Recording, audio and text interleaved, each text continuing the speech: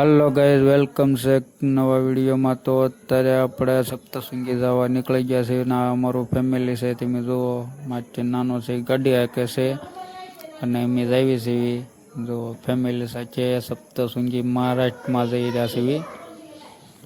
તો લાઈનનું લોકેશન તમે જોઈ શકો છો મિત્રો, બહુ મસ્ત નજારો છે। સવારમાં 6:30 વાગી ગયા છે। જુઓ મિત્રો, खूबसूरत नज़ारो से। रोड नो वरसाद पण धीमो धीमो आई गेलो छे અને પાણી જોવો તમે મિત્રો, કેવું મસ્ત નદી વહી જાય છે, પુલ ઉપરથી પાણી પડે તમે જોઈ શકો છો।